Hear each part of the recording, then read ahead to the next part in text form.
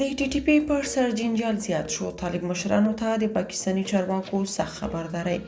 آیا طالبان به پاکستان ته سر ټیټ کړي؟ جزئیات همدلته وګورئ او چینل سبسکرایب کړئ. خبریال میرویس افغان لیکي طالبانو ته د پاکستان وروستۍ خبرداری یا ټي ټي پی مهار کړئ یا له پاکستان نه کډې بار کړئ.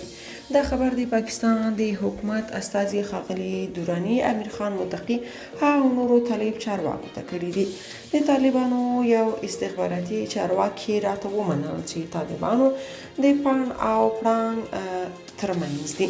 د طالبانو د رئیس الوزرا ملا حسن اخوند د مرستیال ملا برادر بهرنۍ چارو د وزیر امیر خان متقي د دفاع وزیر ملا یعقوب او د کورنۍ چارو وزیر سراج الدین حقانی د بلخ والي وفا د هلمند والي ملا طالب او ګڼو نورو طالب مشرانو او د دوی د ولایتونو د والیانو کورونه او جایدادونه پاکستان کې دي چې پاکستان یې لیست چمتو کړی دی.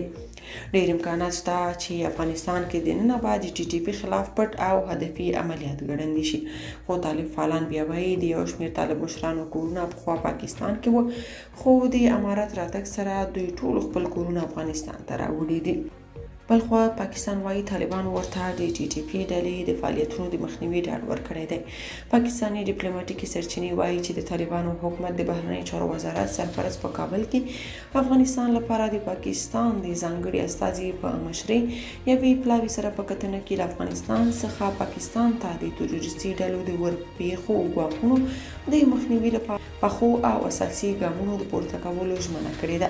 یو پاکستاني ډیپلوماټیکي سرچینې د جمعې په ورځ سپټمبر په 22 د 1 امریکا غږ ته وویل چې پاکستاني لوري ته دا ډاډ مولوي امیر خان متقي سره په کابل کې د اسد دراني په مشرۍ د پاکستاني پلاوي د پنجشنبې د ورځې په کتنه کې ورکړ شوی دی.